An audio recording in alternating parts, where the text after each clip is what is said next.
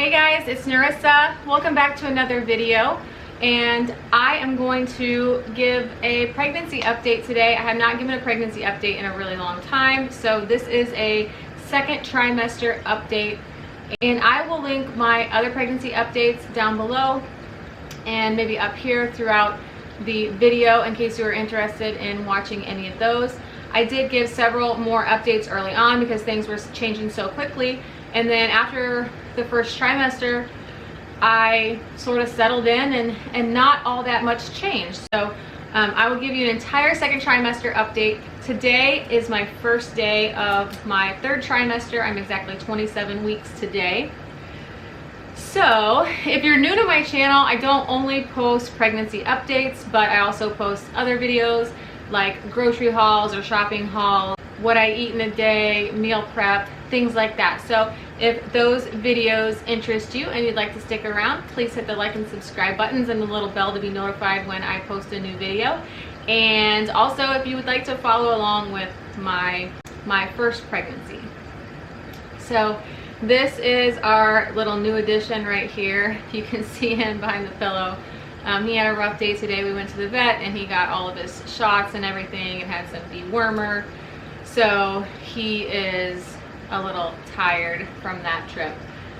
But his name is Parker and I found him at work. I post pictures of him all the time on my Instagram, so I'll leave my Instagram handle here if you'd like to follow me over there. I post more, real-time updates there. But anyway, so for my second trimester, I had a pretty good one, I would say. I have been recording everything in this journal. My mom got me this journal, and you can see it has a fox on it, and the theme for our baby nursery and like for the baby shower and stuff is going to be whimsical woodland animals. So let's see, I've been kind of treating this as a journal and scrapbook. So I've been putting pictures and stuff in here. Here are some pictures when we went on vacation, things like that, stickers, receipts, whatever, random things at work. There's a picture of little Parker, and I got this sticker book, the Happy Planner, Me and My Big Ideas sticker book for pregnancy, and it has a lot of little prompts and stuff that you can use to journal and whatnot. So I did that and I've been using those. But the second trimester is week 14 through week 26. We had still not disclosed this information or this big news to anyone yet. We wanted to wait until Mother's Day to tell all the mothers together. We thought that would be a great Mother's Day surprise. So we ended up having to wait a whole another week until week 15 to tell the mothers. And at this point we had already taken the first round of blood tests and whatnot to check for different issues. And during that time they can genetically test for the sex of the baby, which is 100% because it is a genetic test. So they do it anyway, and then you let them know whether or not you want to know, because they don't want to accidentally tell you if you want to wait until delivery or whatnot. So we said that we wanted to know. So actually we had found that out at 13 weeks. So we had to wait another 2 weeks after that to tell the mothers. So then once we told the mothers, then we were telling everyone else. If you'd like to watch my gender prediction, gender reveal video, I will link it here, and then I'll also link it below. I go through some different wives' tales to see what or how accurate those are in predicting gender, and then I reveal the gender at the end. So if you haven't watched that video, go ahead and watch it now before finishing this video, because I'm about to tell you right now what we are having, and we are having a boy. So we're super excited. During week 16, this isn't really pregnancy related, but I was out in the field at work on a lake, and I didn't have any service because generally when you're on a lake, your elevation is much lower because water accumulates in lower elevation areas, and that's where lakes are formed and lakes are built. So I didn't have much cell phone service, and some storms popped up. Well, come to find out, they were storms that were developing tornadoes. So all of a sudden, the tornado sirens are going off, and I started freaking out. We packed everything up, got everything done, got off the water, got up the hill to where we had service, and yeah, there's a tornado coming our way, like directly towards us, a little south. So anyway, I was freaking out so bad. I was so scared. I was like, I didn't know what to do because it was actively like storming at the moment. If I would have went home, I would have went right through it. I didn't really want to backtrack north and, you know, go out of my way, which is what I ended up doing, and waited it out.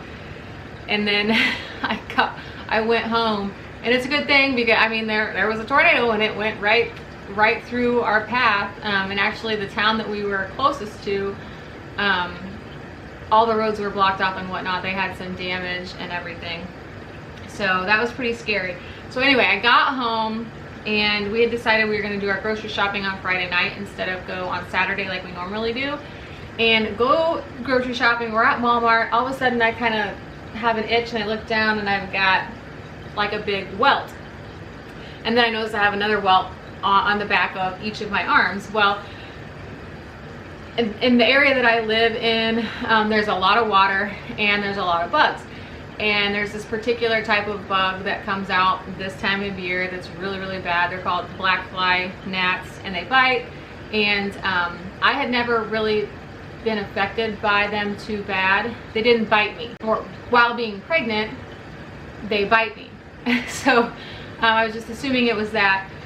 We go home, and I get ready for bed, and I notice I have welts all over me where these black flies can't get. So okay, I'm breaking out in hives. So I'm thinking I'm breaking out in hives because I got so scared with the tornado warning and the tornado going right by us that I broke out in hives, you know, because of that. But they lasted for a couple days. And then I ended up talking to my doctor a couple weeks later. I had an appointment, and she's like, it could be anything. Who knows? It really could be anything. You know, just if that happens again, she said I could take some Benadryl or something, no, I believe she said Claritin or Zyrtec, one or the other would help that. But so that was an interesting event that occurred during my second trimester. Mike's birthday present was to go to a Tosh.0 or Daniel Tosh comedy show, and so that finally came, and we went to that, and that was great. That was hilarious. If you get offended easily, don't go to any comedy show, probably, but definitely not a Daniel Tosh comedy show. But I don't get offended easily, so it was pretty good. Another thing that actually happened, so I work out in the field. I work a strenuous job some of the time, and I work out in the elements. And I had said that I was not going to not continue to do those things, especially early on. You know, there's no reason why I shouldn't be able to continue working. I'm completely over the morning sickness. I'm not having any of those issues. My doctor said it was fine, just stay hydrated. Well, I was doing an outreach event, and we were standing in the full sun. It was probably at this point the hottest day of the year so far. You know, it was the beginning of June, and I got a little too hot. I ended up having to go inside, sit down. I was really lightheaded.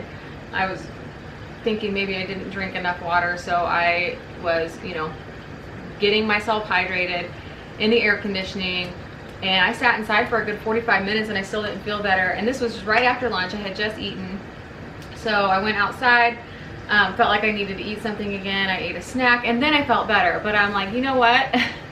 If I'm out in the middle of nowhere on a random stream where I can't go inside and get air, The only thing I could do is go to a vehicle and sit in the air conditioning in the vehicle. Maybe I should not partake in this particular type of work that generally occurs in June and July. So I backed out of that. But anyway, that was my first sort of episode of lightheadedness and my first realization that, okay, I'm pregnant and maybe I can't do all of the things that I could, because, you know, all of my energy is focused here and my body is changing so much. So this strenuous activity, even sitting out in the sun getting a little too hot, maybe isn't the best thing. So I let the guys know, and I think they were probably relieved because they didn't want me out in the middle of nowhere. It probably makes them a little too nervous too. So at 19 weeks, I finally bought maternity shorts, the ones that have the full belly panel that don't cut you off and make you have a muffin top, you know, at your waist. And I love those. I'm wearing them right now. They're so much more comfortable. Even then, when I wasn't showing nearly as much, it's just when you're not used to the pudge, you know, and your shorts and whatnot are starting to get tight and the elastic around your waist makes you uncomfortable, just buy the maternity shorts because you will feel so much more comfortable. And I would like to wear maternity shorts for the rest of my life because they don't cut you off, you know, they don't cut you off of your waist where a lot of other shorts and tights and things like that do. At this point, I still had not felt the baby kick.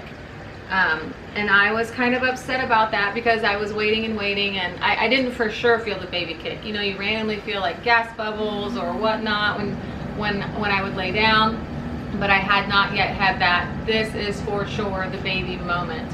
And so I had my 20-week appointment, which was the anatomical scan, which is where we were able to see the baby, and it actually looked like a baby at this point, and that was amazing. That was definitely the best doctor's visit so far. Come to find out, I have an anterior placenta, which just means that the thick part of the placenta is facing towards the front. You know, it could be the top or the sides or whatever, but mine's the front, so that pads baby's kicks. And I not expected to feel baby's kicks until he got a little bigger and stronger and, you know, kicks through the padding, basically. So come to find out, at the end of that week is when I did feel the first 100% for sure this is baby kicking. It was right before I went on vacation, right at the end of 20 weeks, right before I went on vacation at 21 weeks. So that was awesome. Then at 21 weeks, I had already planned a family vacation. We went to Sanibel Island, Florida. That was great, other than, you know, it was really, really super hot, 95 high, over 100 heat index the whole week we were there. Which I was fine as long as I could get in the shade or get in the water and cool off, and I could, you know, I drank a ton of water. But I couldn't like walk the beaches that far. I couldn't walk that far and look for shells. I was a little restricted on some of the things that I could do, which was a little upsetting to me. You know, I wanted to walk the beach at sunset too, but I just can't walk that far. And it was, you know, it was just a little bit too much of a strenuous activity for me at the time. But the interesting thing about that week and that big vacation was I got really, really, really sunburned. And I never get that sunburnt. It never affects me that bad, and it affected me so terribly bad that I had swelling and throbbing and pain from this sunburn. It was pretty bad. But I did get a lot of beach time and swimming in the ocean time, so that was great. At 22 weeks, my belly button started to do a little bit of funkiness.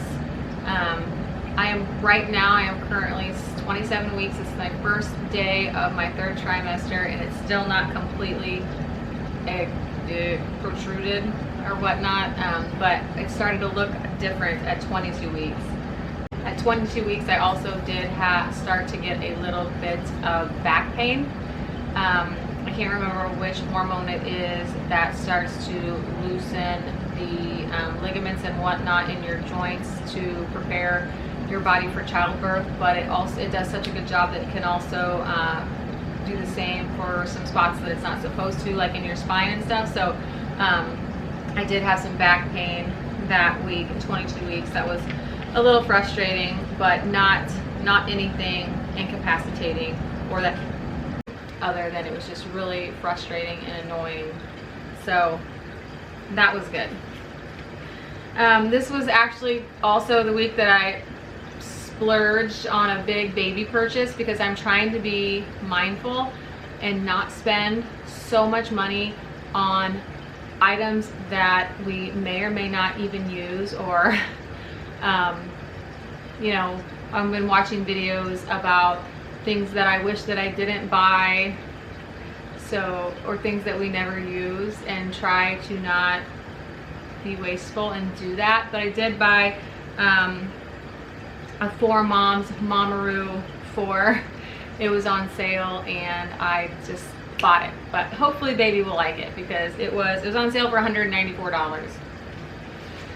So week 23, the most significant thing that happened was that I got my pregnancy mask appeared a little bit. It's not nearly as dark now, so it was interesting, but I kind of had 2 big spots on my forehead and some spots down here. It happens, it was there, it luckily went away a little bit, faded a little bit, but I knew that was going to happen, and I've had melasma issues in the past. Then for week 24, there were a couple things that happened. One was that I ended up being able to do a muscle polywog on the Mississippi River.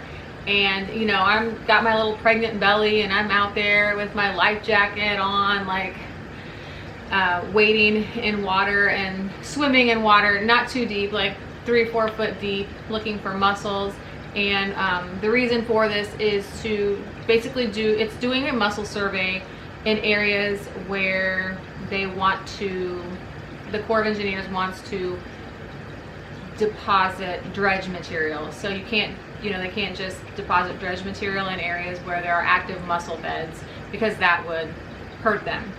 And mussels are one of the most imperiled taxa in the world. So I had never done one of those before, and it was really fun, but I'm trying to like bend over and I'm like picking mussels up with my feet, trying to grab them, and making sound effects while doing it because the bending is an issue sometimes. So that was really, really fun. That was definitely a highlight of that week. And then the other highlight was this week was the week that I took my first glucose test. So that test is where you go into the office. You don't have to fast or anything, but you go into the doctor's office, you drink an orange drink that contains 50 grams of sugar, and it tastes like sort of flat orange crush. If you don't like orange, or if you don't like sweet stuff, then you probably will have an issue with the drink. I don't mind orange and I love sweet stuff, so I was like, give me another one. I was kind of worried about it because I'd heard some horror stories, but it's not bad at all. And I like have issues sometimes with, I think about things too much and then mind over matter. So like alcohol, I can't do shots. I'm weird with drinks or taking pills, and I was like, give me another one, I'll drink it, so it really wasn't bad at all.